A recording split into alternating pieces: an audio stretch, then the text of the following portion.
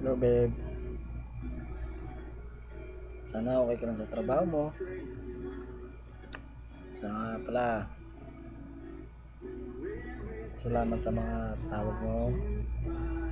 Sa cellphone ko, sa mga sakto nga minsan tumatawag ka. Alam mo, minsan tinatamad ako magtrabaho.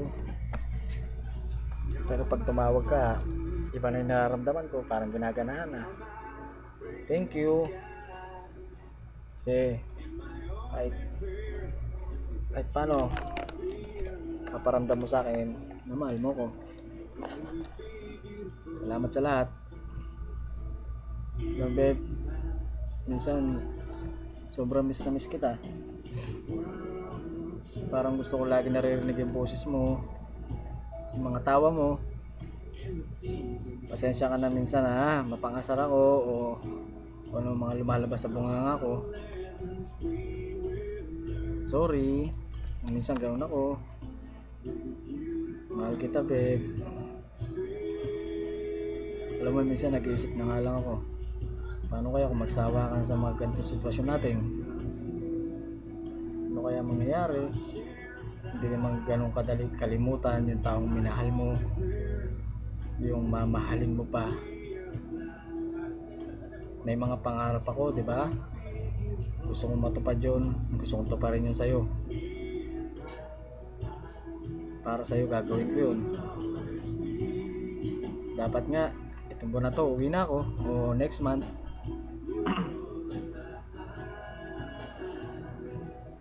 Pero syempre, alam mo sa totoo lang, kaya mag-extend ako, dapat hanggang December lang. Pero nung nakilala kita, gusto ko na mag-extend ng 1 taon. Ayoko umuwi na maaga. Alam ko, hinihintay na ako ng mga bata, oo, hinihintay na ako pamilya ko. Pero mas gusto ko kasi yung sabay tayo ng buwan uwi. Hindi ganun katagal hintay. Sana nga babe, makita kita o magkita tayo. Siguro yun na yung pinakamasayang nangyari sa buhay ko, o yun na yung pinaka maganda mangyayari sa buhay ko. Makita mo yung minahal mo sa Facebook, makita mo yung minahal mo sa online, Skype, makita mo yung sabay kayo matulog, makasama mo yung babaeng nagpapasaya sa'yo pag galing mo sa trabaho, yung babaeng nagpapatawa sa'yo, yung babaeng nag-aalaga sa'yo, nag-aasikaso, gumigising sa'yo, parang alarm clock, bunganga pa lang, para alarm clock na. Salamat babe, salamat sa lahat. Love you, mahal na mahal kita. Laki ng iBag ko, no?